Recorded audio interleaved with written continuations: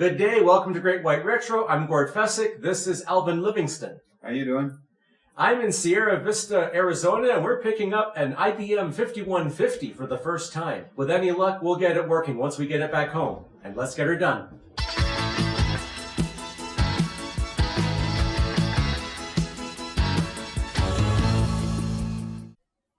Welcome to the American Southwest.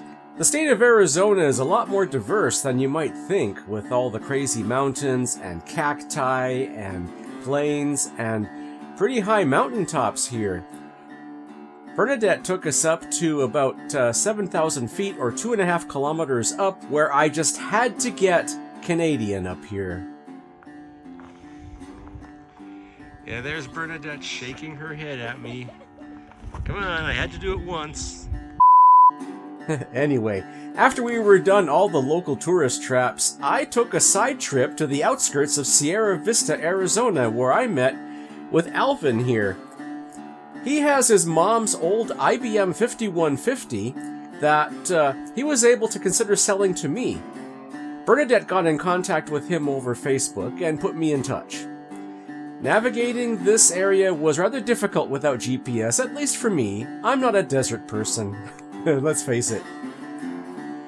Pulling in, this just looks like a scene out of Grand Theft Auto 5 out in the outskirts, complete with all the old billboards.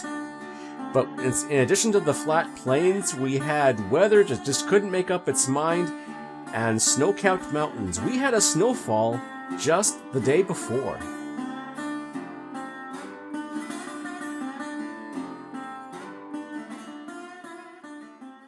So this is what I'm looking at. It looks like an original 5150. That is exactly what it is. An original IBM XT. Several cards in the back, including a modem. I have to admit, I'm not accustomed to seeing this kind of kit. It's been a while. We went to about a year and a half ago. We decided to sell the property, and I just took this out of the office, and it had been sitting there for years and years. And it had a bunch of stuff stacked up between in front of the desk and everything. So I didn't even know it was in there when we first started cleaning it out. When I finally got to it, I brought it out here and just, I don't know, whatever. I have no doubts it'll fire up. No doubt. Yeah, IBM did not mess around with their kit back then. No, Usually it was a problem in the later 80s when faulty capacitors would basically leak onto the board and eat away at some of the components on the board. Yeah. So you said your mom had this for the last 30 years ago or so? Well, yeah, she used it back for her real estate business back in the 80s. So, out from here, near Sierra Vista then? Here in Sierra Vista. Okay. You don't get fired by buying IBM. Of course, Compaq would have had a thing or two to say about that. Yeah, probably so. So after a bit of negotiation, I picked up this machine for $60. Not too bad, but it's going to be more of a headache than I figured. You'll see when I get this thing home. And with Alvin's dog saying goodbye for us, I get the last few cables, and we bring this thing back home. And here it is. Haven't even touched it since we got back from the Southwest. Let's just power this thing on right now because I gave it an inspection while in Sierra Vista. Everything appears to be seated okay. So let's see what happens. So while PCs of the day supported plugging monitors into the back of computers so they only required one power outlet, I'm just going to use a direct outlet right now for this monitor. First, I'll use a separate power strip. Make sure nothing explodes. Alright, let's try the power cable for the computer. Yeah, that fits a lot better.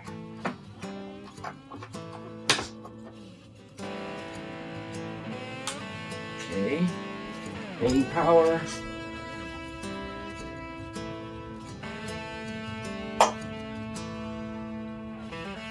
No power LED. It was on for a moment and then it turned off.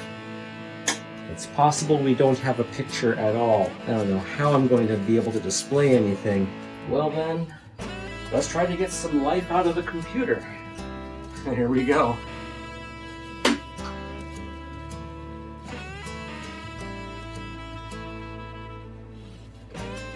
Okay, the power supply fan is going. I think it'll complain if there's no keyboard. Let's try the monitor pass-through. Okay. Engage.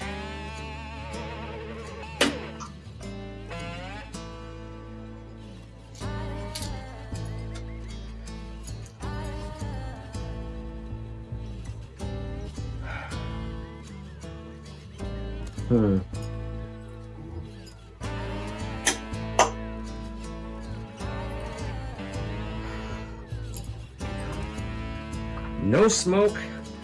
Oh! That's encouraging.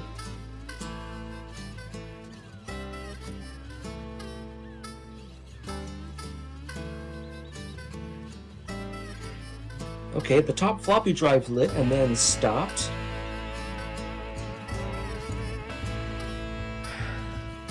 Without a working display, I can't tell what it's doing. In Princeton Graphics Systems, this might be CGA, except I don't see a composite video out. Yeah, none of the controls are doing anything. Okay, well, it's not even complaining about a lack of a keyboard, which is even more interesting. It may be displaying something for all I know. I'm not even hearing high voltage. Who knows what could be wrong with this monitor? The flyback might be loose. There could be the usual stuff that happens with a CRT when you try to transport it.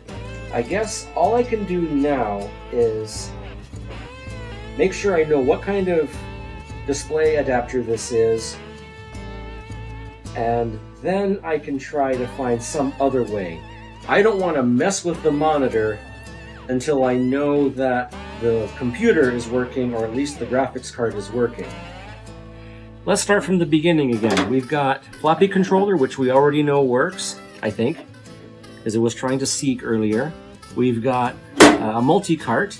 This is a multi-384, and what that seems to mean is that it has 128, 256, 384 kilobytes of RAM on it, and a good chunk of it is MN4164s, along with a few other random manufacturers, Mitsubishi and so forth.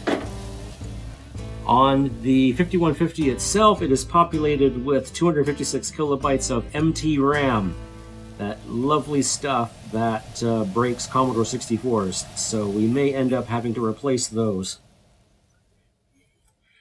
Beside that, we had a Varta battery that I had to cut out in a hurry because it corroded around here. Several of these resistors are going to need replacing. Some of these, well, this might not have been needing a replacement cap because the space is empty, but I'm noticing that it's empty here, it's empty here. I might try to put those in anyway, but I'm going to have to replace several resistors. I'm going to have to clean up this area, and maybe I can get this card working, maybe not. I don't know. I may end up sacrificing this card for another card that I have on the way from New Zealand, of all places. This multi-card also has what appears to be a game port, 25-pin serial port, 25-pin parallel port, which is what this cable was for.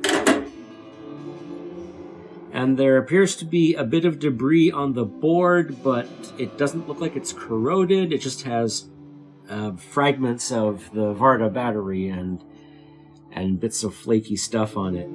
Hopefully we've got this working. So here we have a monochrome graphics card. It says mono/graph/printer.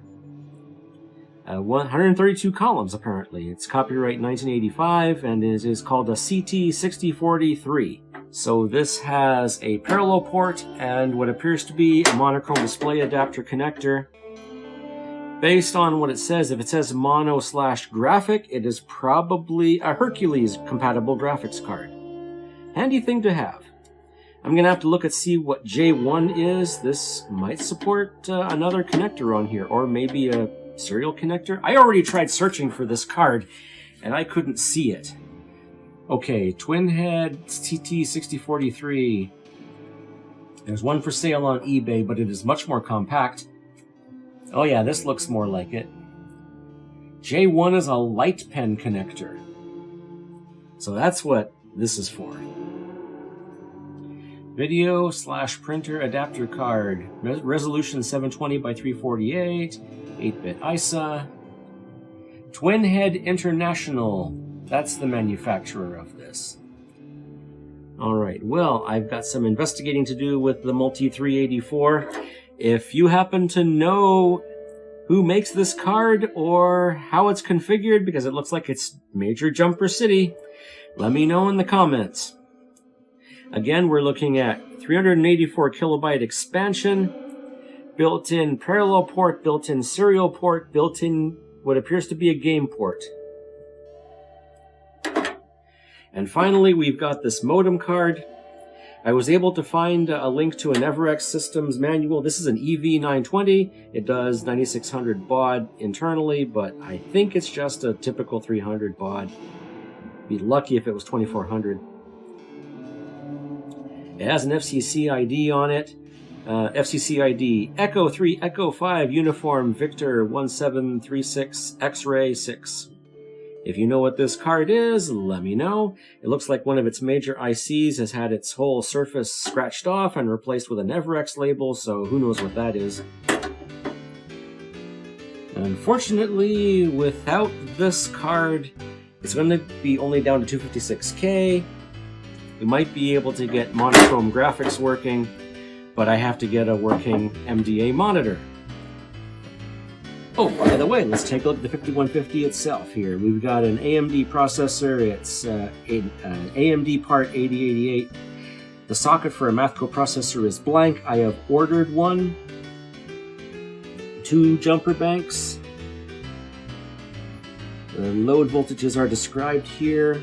Aside from a bit of debris from this corrosion on this Varta battery card, it seems to be okay. The PC speaker seems to be okay. There is a manufacturing tag here that says April 3rd, 1986. Yeah, let's see what we can do with this guy once the remaining parts come in. So that's all I can offer for today. This needs a major cleanup. And aside from it being dusty in here, I've got some corrosion to clean off of here, and I'm going to take care of this very quickly off camera. With any luck, the parts I ordered will show up next week, and we'll be able to do some more testing on this original IBM 5150. Until then, good day.